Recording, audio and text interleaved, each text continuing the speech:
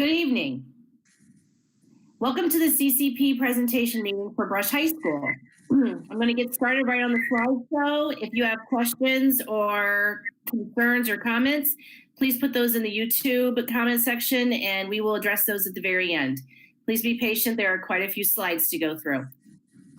So the CCP meeting is tonight. College Credit Plus is Ohio's dual credit program, meaning you can take college credits and earn high school credit and college credit at the same time. And the students are going to enroll in the college courses, and they're going to follow the rules by the colleges and their policies. So before you get started, you must complete an assessment to be determined if you're eligible. So let me back up just a little tiny bit on that. When you decide you want to do CCP, and we'll get to that a little bit later, you are going to have to decide what colleges you want to apply to. So you're going to have to apply. If you want to Tri-C, you apply to Tri-C. If you want Notre Dame, you apply to Notre Dame. And then once you get that application in, that's when you're going to have the assessment exam, and they're going to be determined if you're eligible to take CCP classes. If you don't score high enough for some of the colleges, you're not going to be able to take those classes.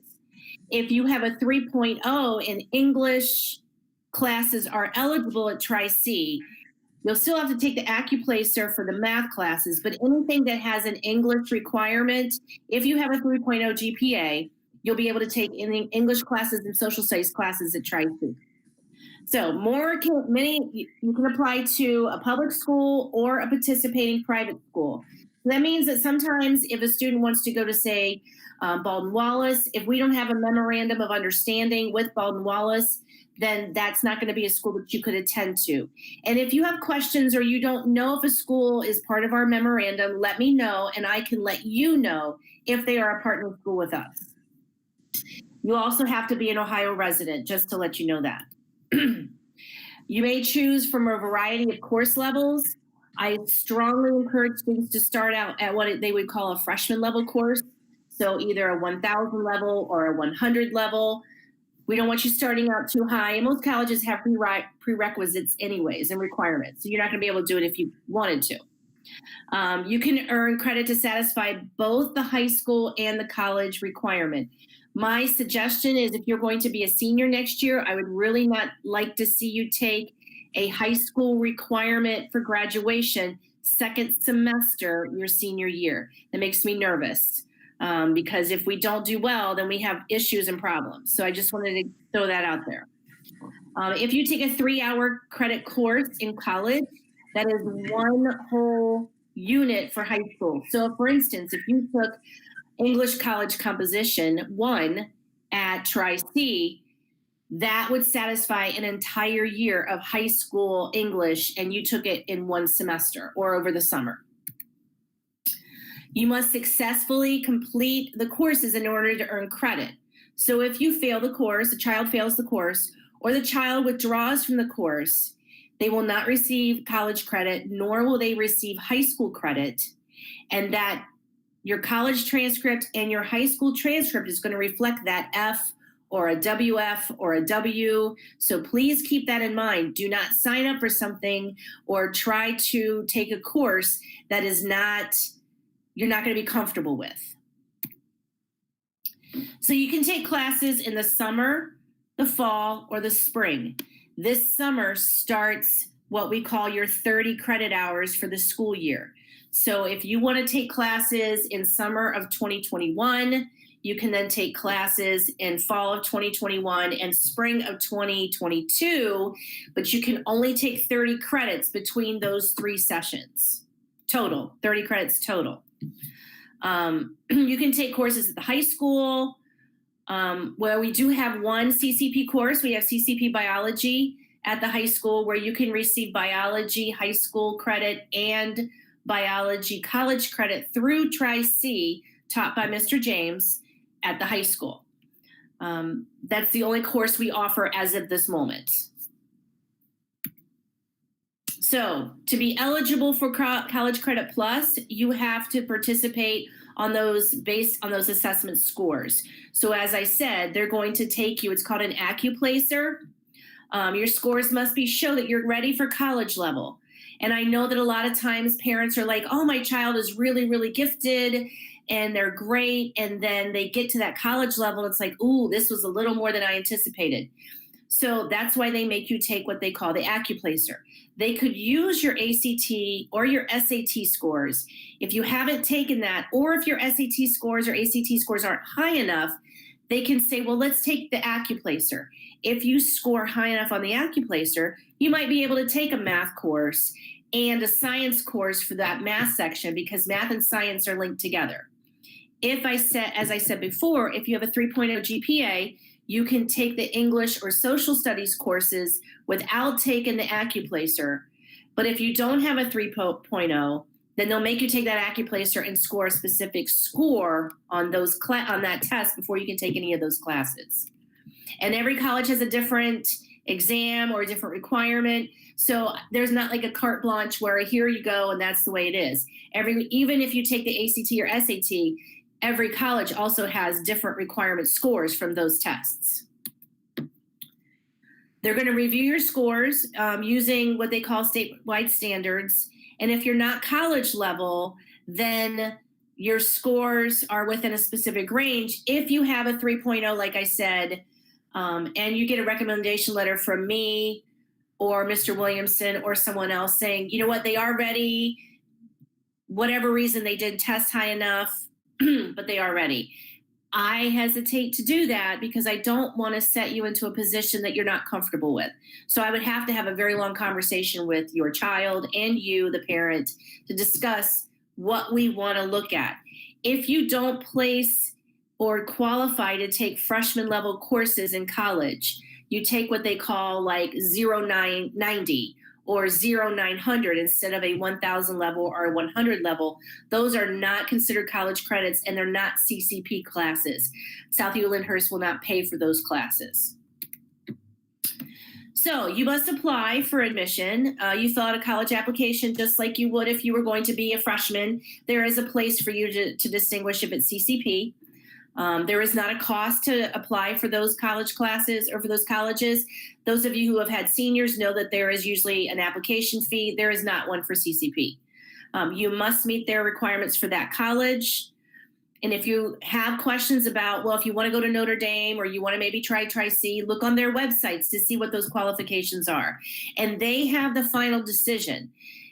Even if there are certain things that we think, oh, the child might be ready, if the college feels the child isn't ready, that is their decision. We can't control that.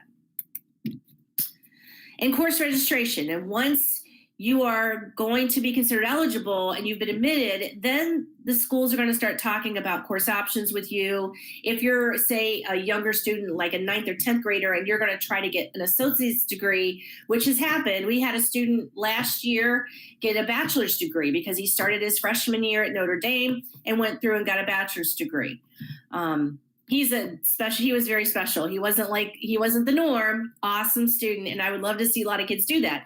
But they will talk to you about courses, prerequisites, and your assessments and your requirements. So keep in mind, even though they're talking to you, I still have to be involved in the conversation as the CCP counselor, so we are all on the same page of what's best for your child. So they can satisfy courses for graduation. I would sit down with you and I would say, oh, okay, College Composition 1, that is an English class that will satisfy your English credit. American National Government is another class that's offered at Tri-C.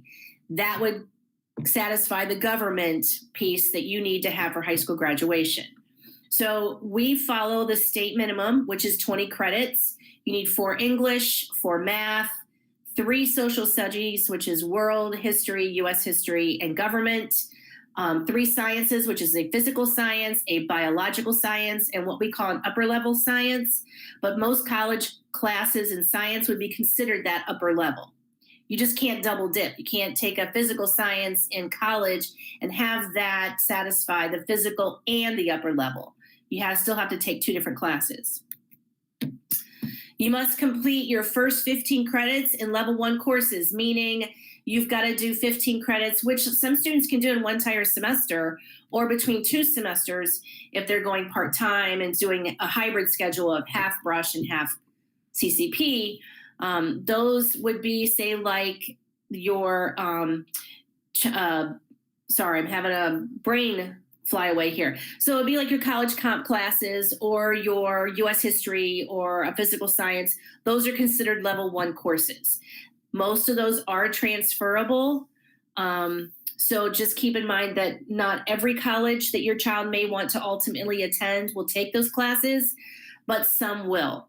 To give you an idea for the transferable, my son took physics class at Kent and got a B plus in the class in high school, went to the University of Cincinnati, his first major. They're like, that's great, but we're not going to take that class and count those credits. They will not transfer. He ended up changing his major, stayed at the University of Cincinnati, and his new major took those physics credits. So it even depends on what your major is in the college you're attending. So there's a lot of questions you'll need to ask for the ultimate ending school that I may not be able to answer. You'll probably have to call those colleges to see.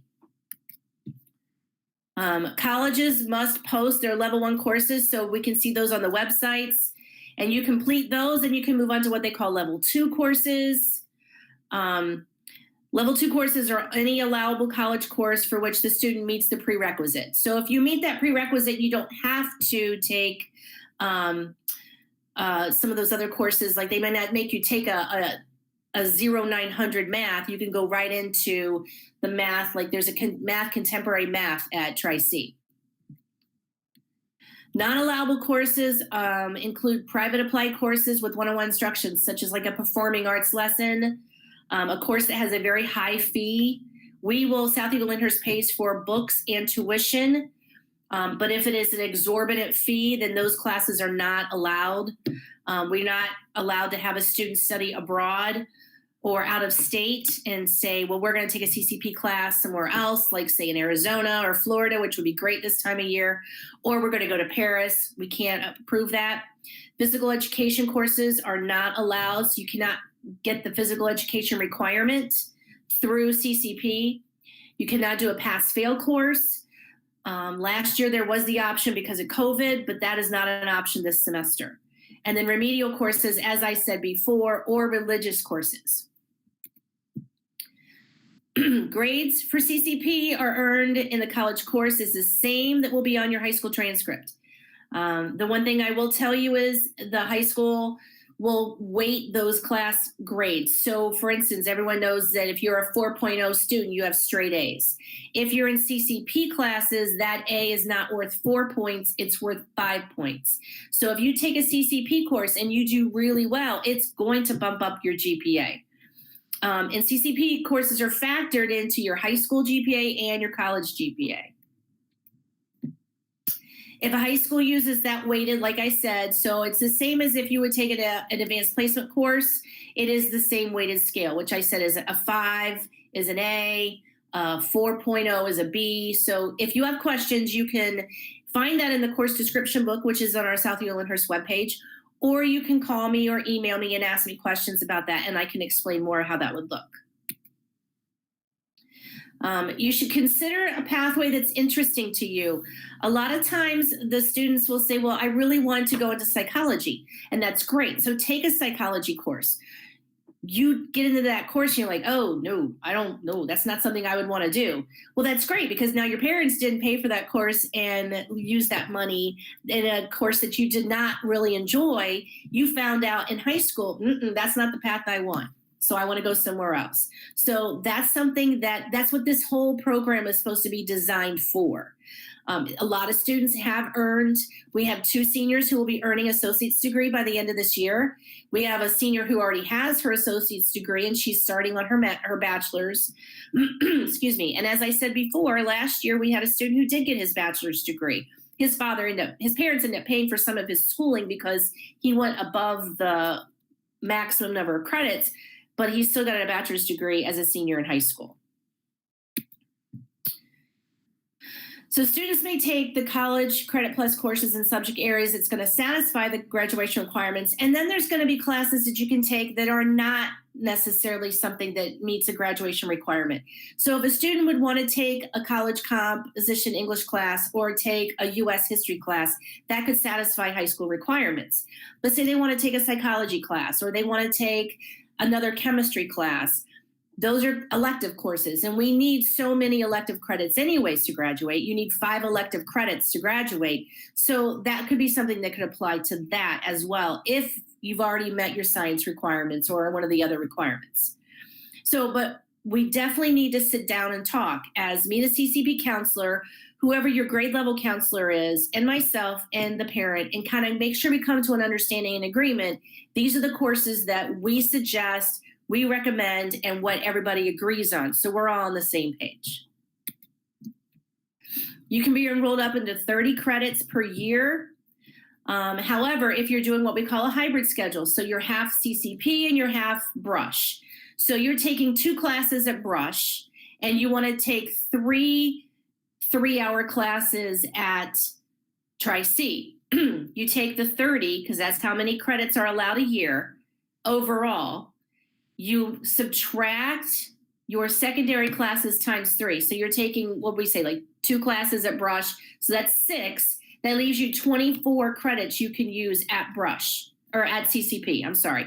So that means you can take 24 credits a school year, because the State Department has a number of 30 credits, and that includes classes you are taking at Brush High School.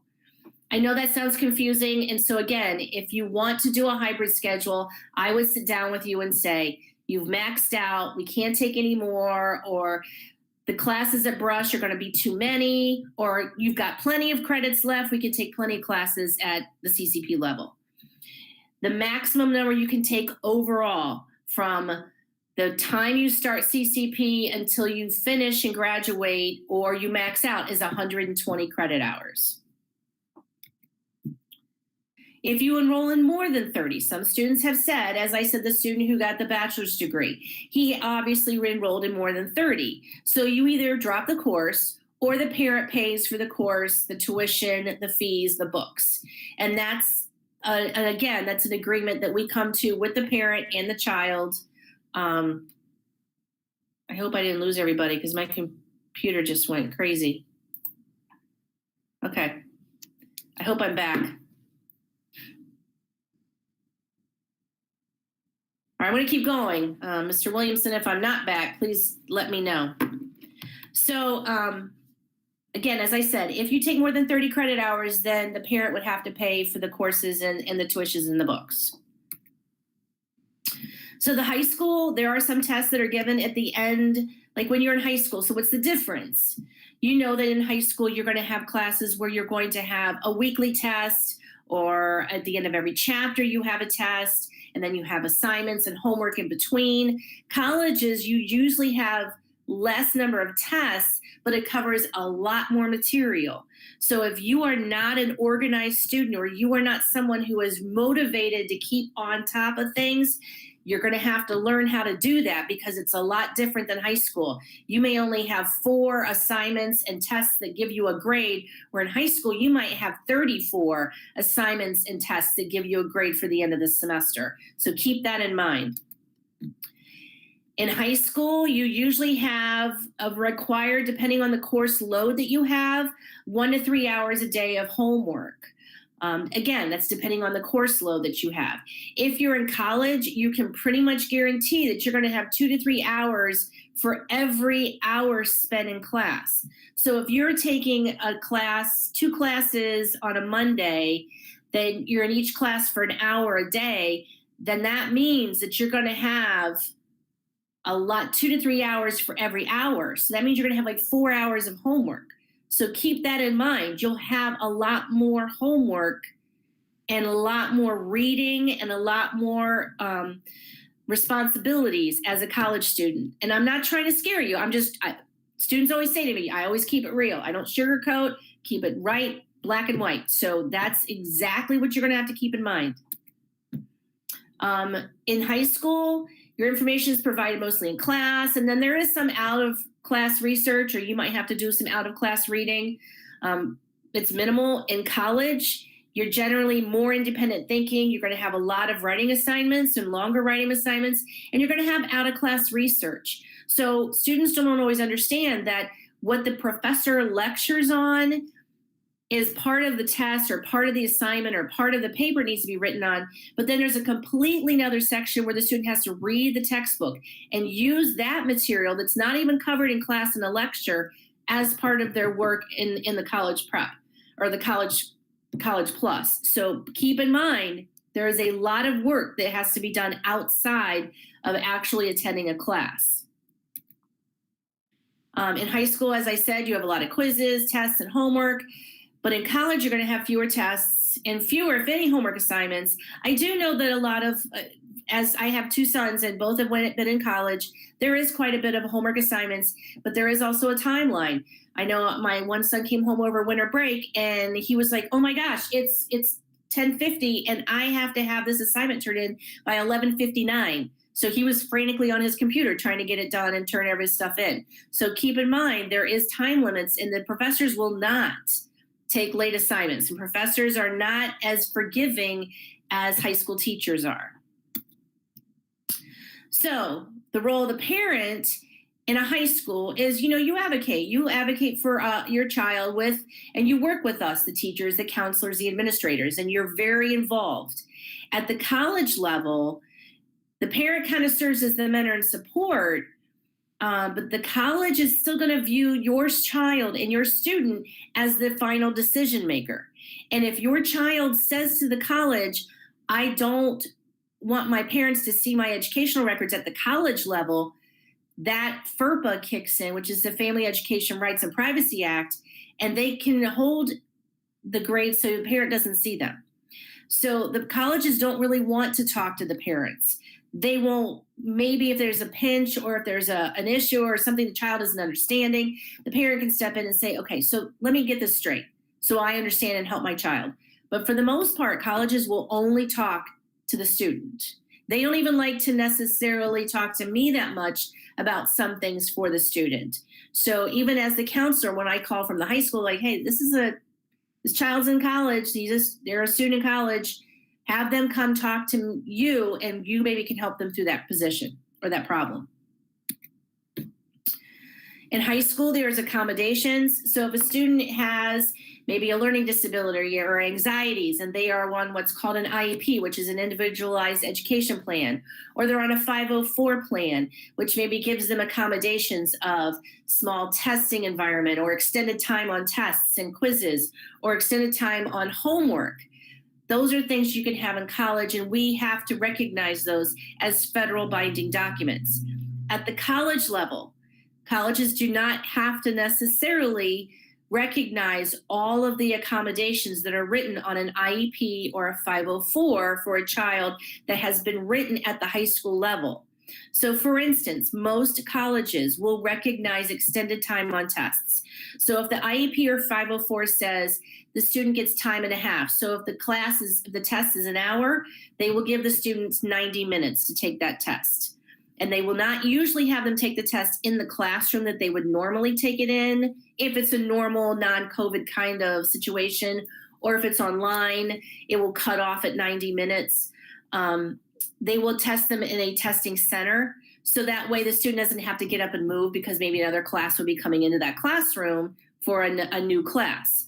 But if a student has on their IEP that they get extended time on homeworks, or they get modified homeworks, or their homework they get parts of it in chunks, or it's not as extensive as the average student, colleges do not recognize that. So they will not do those accommodations. Some colleges have a student services center that will sit down with kids one-on-one, but not all of them do that. So keep that in mind. If your child has an IEP or 504, pretty much the only accommodations you will find they will recognize is extended time on tests and quizzes. So students can earn high school and college credit at the same time. You can get a head start. Clearly, it is an expensive venture to take your child to college and to give your child that college education that we also want to see them get. So this is a way for you as the parent and the child to save quite a bit of money because you don't pay for it. If you are in that class, Southview and Lyndhurst pays for that class, they pay for the books. And if there's, like, say, a lab fee, and it's not a crazy lab fee, they'll pay for the lab fee. It gives your child also an experience in college, and so they can understand what college is about, the expectations, maybe more safe environment, thinking, okay, well, I'm going to get my feet wet and I'm not sure I want to spend all the money myself, so I'm getting my feet wet. If you don't earn a passing grade or you withdraw late from the course, the districts may require you to reimburse if the district has to pay. So for instance, if a course, most college courses are costing around between $500 and $700, depending if you're at Tri-C or if you're at Notre Dame. If your child is not on free and reduced lunch, then we'll require reimbursement for that class. And your child will not be able to receive a final transcript or their diploma. They can graduate from high school, but we will not be giving them their diploma or final transcript if there are still outstanding fees, CCP fees or any other fees. But if there's outstanding fees, they will not get that high school diploma. And then your grades that you earn on your students' college transcripts are permanent. So they're not going to take them off. Those are there forever.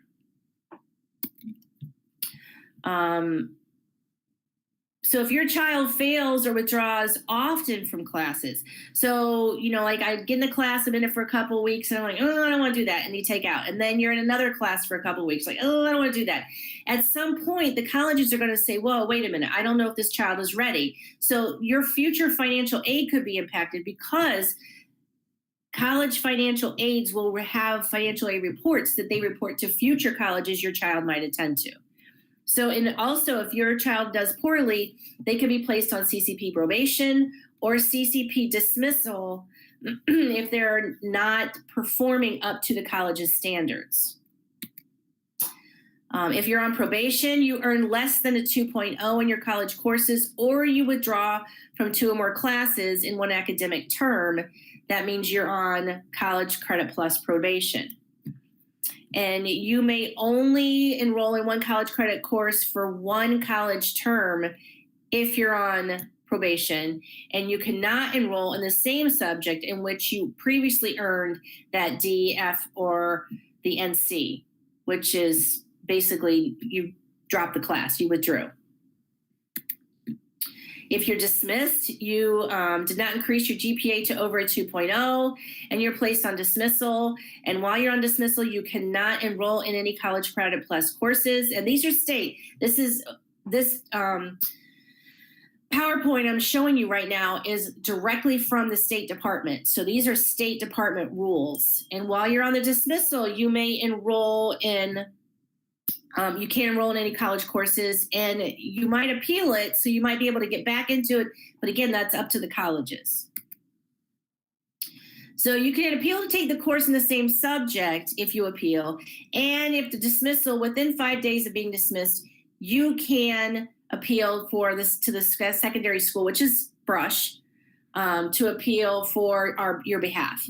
Now, I have been the CCP counselor, primarily the only CCP counselor, I think, for 6 years, never had anybody on probation, and knock on wood, and I've never had anybody dismissed. So you really got to kind of mess up if you're going to get dismissal or probation. So just keep that in mind. The expenses, there really are no expenses for tuition, fees, and books. Private schools, there will be no cost to the families. For the tuition, required fees of books, but the students might be charged a small credit cost per hour if it is above and beyond what South Lyndhurst and the State Department has determined we will pay for a college class. So check to see if you want to go to a private school, if that fee is going to have to maybe be a small fee to the parent. And then there's going to be some optional expenses to the responsibility of the family and the parent, like parking. I know Tri-C and Notre Dame do not charge for parking, but transportation, obviously you got to get from A to B. I know in the past, and I don't know if Tri-C is still doing that because of COVID, but in the past they have given students RTA passes if they are a student at Tri-C, so they can ride the bus for free back and forth to Tri-C. I don't know if they're doing that now because most students are still doing remote and online classes at Tri-C. So you must complete the intent to participate form and give that back to me at Brush by April 1st. That form is on our website under the guidance, Charles F. Brush, SEL's Charles F. Brush page, and then under the guidance tab. And then on the right-hand side, you're going to see like quick links. The college intent to participate form is there. And on that form, it's 2 pages. You need to check option A, which is family pay, meaning you want to do CCP classes, but you want to pay for them, which I think would kind of be kind of silly. Or you want to do option B, which is you have us, South Lyndhurst Schools, Ohio, pay for your courses, but you need to mark that so I know what you're doing. Also on that intent to participate form, I have a line listed for you to say which colleges you want to apply to, because once you turn that form into me, and you have listed, you can list more than one. Please don't list 97, but you can list, usually the students list Tri-C, Cleveland State, or Notre Dame. Those are the big 3 that we use. And you list those, I automatically will have a transcript run and I will send it to the CCP office. So it's sitting there waiting for your application to come in. So please make sure you write, and don't just say colleges, because I'm not gonna know where to send it. So please make sure you write specific schools where you would like that your transcript sent, so I know how to send your transcript and what office to send it to. So as I said before, the option is A, is self-pay. You can choose college credit and high school credit, or you can just do college credit on your own. You have to, and you'll indicate a tentative plan to use either the option on your intent to participate form. And you must select this option by informing the colleges when you register for the classes. So the colleges will not charge us and you're not being charged as well.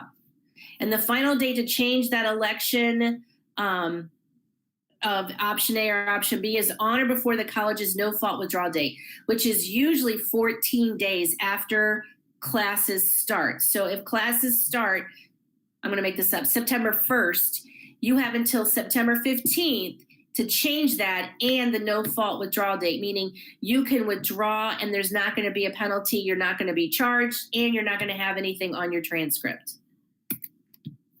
Option B is the other way. That means that we, the school system, are paying for the classes.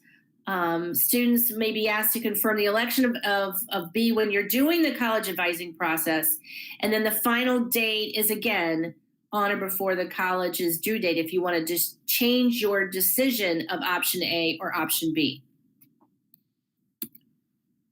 So, what are your support services? So the high school counselors will continue to provide assistance. I have the CCP students call me all the time saying, well, I'm in this class, I don't know, what am I supposed to say, or how do I do this? Or they'll ask for advice. Obviously, they're asking for advice on what classes to take.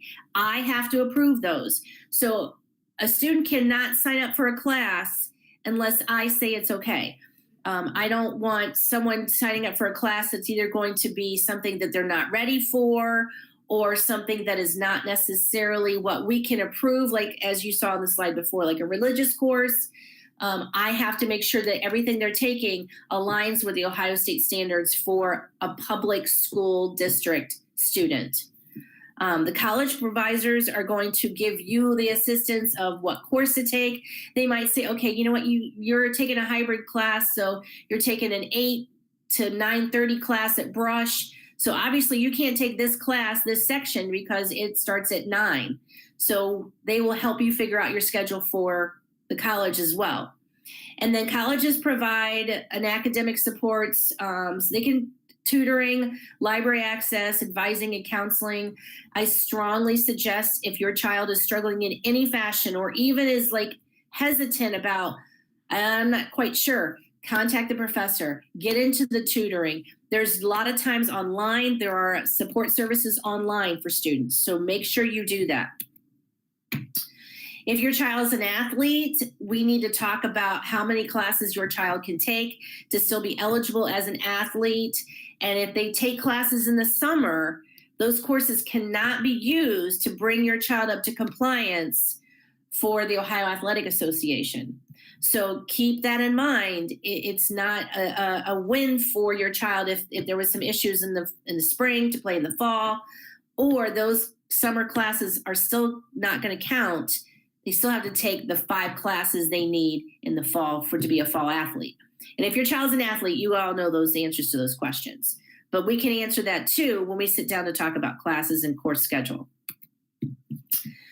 Most colleges, if it's an Ohio public school, the credits will transfer. But as I said before, I gave you the example of the University of Cincinnati. It is up to the college, it is up to the major, and you need to check. So if your child really wants to go to CASE and they take classes at Tri-C, you really need to call CASE and say, will you take these courses? Not that it would be a waste of your time, because it would give you maybe your feet wet to get into those high school, getting the high school credit and getting the college credit at the same time. So when you go off to college, those classes may not be as difficult, but understand that it's not, those colleges do not have to take those credits. It is up to them. So what does college ready mean? College ready means that you're emotionally and socially able to handle the classes. Please keep in mind that if your child is a 9th grader, so they're 14, 15, and they take college classes, there might be people, and they're my age, 54. It's hard to say. So there might be people in those classes. So there's a whole range of people. It's not going to always be someone who looks in it and is the same age as your child. There might be discussions that might be uncomfortable. An adult might not be uncomfortable with the conversation or the lecture, but a student at 14 or 15 might be. So that is also something that we as the counselors at the high school and you as the parent need to discuss with your child. And then there's a lot of time management and organization. You know, it is not simple you don't just have a book, you answer the questions in a chapter and turn it in, and that's your high school or your college assignment. That's a high school assignment. College assignments might be more in depth, and the questions are much more intense and much more thought process. So keep in mind that if your child is not ready for that huge commitment and they're not good at time management and organizational skills, you as a parent might be stepping in to help them out a little bit. And it's more than just being academically ready. So as we have said before, grades for the CCP courses are for high school and for college, and they're going to be calculated into your student's GPA at both places. And then the college credits will be utilized in the calculation of financial aid after high school. So April 1st is the intent to participate form. Again, that is on our website. If you need a form and you want to email me and ask me, I will gladly send you one. If you want your child to take the ACT or SAT, if they are a junior this school year at Brush High School, we always offer the junior class as a whole a free SAT test day that I believe is in the end of April this year. So that test and those scores could be used for the colleges for CCP if you want to use those instead of using the AccuPlacer and using their own placement tests. And then the semester deadline for most classes is usually the start of May. So some of the colleges, I know Notre Dame and Tri-C, they start their first summer session like May 15th. So if your child wants to take summer classes, we're not done with Brush High School until June 9th. So they would not be able to take those courses unless there was not a conflict on the timetable. Because we are of a different schedule this year and we are a block schedule, it's a little bit easier this year maybe to squeeze a class in, but it might not. So you would have to check. How do you get started? Give me that form first, and then as soon as you turn that form in, having all the different colleges that you want to apply to, start applying to those colleges. I don't do that. I don't apply for your child. You have to apply because a lot of times they want to have a social security number. I don't want to have access to that. So you will apply to the colleges. I have a checklist that I can give parents so you can say, okay, here's what I did first, here's what I do second. That way it's much easier for you. It's kind of mapped out. You need to contact the college and discuss their assessment requirements. That is on the student, not on me as the high school counselor. And then you need to meet with me to discuss, is this class going to be a high school graduation requirement, an elective, what other classes you need to take. So if you have any questions, you can get on the ohiohighered.org site. They have a lot of questions. They have a really good facting queue. So if you want to ask those questions, or I didn't answer something for you, that might work. All right. And if you want to talk to your counselor, 9th grade is Miss Johnson, 10th grade is Mr. Blazier, 11th grade is Miss Ball, and 12th grade is me, and I'm also the CCP counselor. So that's something that you can also do. I am glad you guys were able to join tonight. I don't know if Mr. Williamson is going to be able to answer the questions and comments. I was not able to see the comments in YouTube, so maybe Mr. Williamson has that.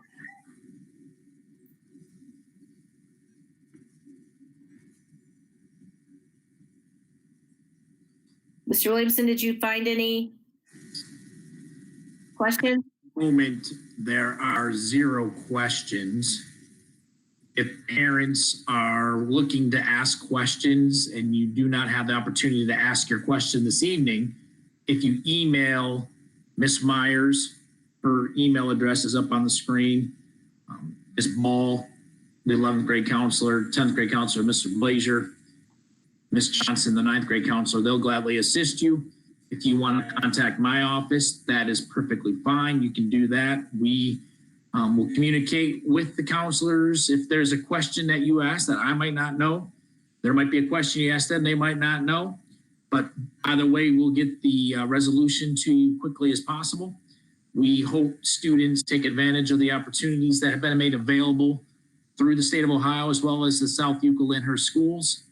We're excited to offer our own CCP course on campus with Mr. James and the biology course that he's teaching this semester. It's running at this moment. Hopefully we'll have more students interested in taking that next year. We'd like to offer 2 sections, 1 each semester would be perfect. So that's a little plug there. Here's a couple questions. Does it help financial aid or hurt it? Just asking. This will not affect, if you participate in CCP, this will not affect your financial aid until after you leave and go on to the next place. That's when financial aid will help you when you're no longer a student at the high school when you graduate, if that makes sense. I have a parent indicating that she is present on behalf of her daughter. Perfect. That's okay. Either you or your daughter could have attended. You can always go and check the website. We're going to present this live stream on our school website.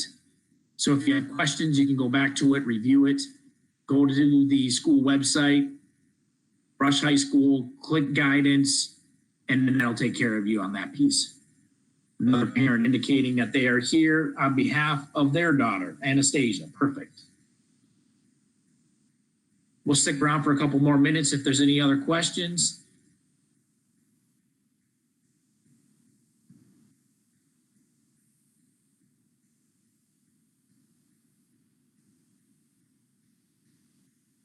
Will you still be able to graduate with the honors diploma? Honors diploma, Mr. Williamson, I can address that. Honors diploma has certain criteria. Yes, if you are taking, say you want the STEM honors diploma, you would have to take so many science classes and math classes to get the STEM. So that would be a discussion you would have to have with your counselor at the high school. So we could schedule you in your classes at the college level to meet the requirements for an honors diploma. Question regarding, will the ACT be free? So Ms. Myers mentioned that each school year we're obligated to administer either the ACT or SAT, depending on what we do as a school district, to our juniors. And we usually do that in March, the first Wednesday in March. And for the last several years, we've been an SAT school. So this year we're administering the SAT on April 27th. It's a little different than what we typically do. But we are offering that exam for juniors. All juniors in the building will take that exam on that day. And yes, that is free. Since we're an SAT school at this moment, if you want to take the ACT, you would have to register, sign up for that, and pay for that. However, there are some avenues which allow students to take those exams on a waiver, and that's a question that you can discuss with your counselor at a time that you'll have with them.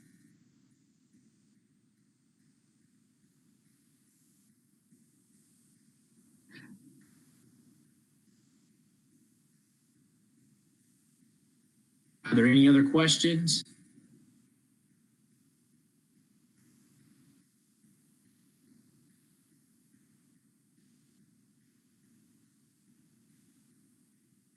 We hope to have this live upstreamed presentation up on the school website within the next day or so. If you have any questions that were not answered this evening, again, you can contact my office, contact Ms. Myers, any counselor will gladly assist you. Where do I get the form to sign up for CCP? Okay. Again, the form is on the school website. Go to Brush High School, click on the guidance tab, and then you'll see over on the left-hand side, right-hand side, it'll take you to that piece. How do I receive the checklist? Again, you're going to want to go to the school website, Brush, click on the guidance tab, and you'll be able to access that information right there for you.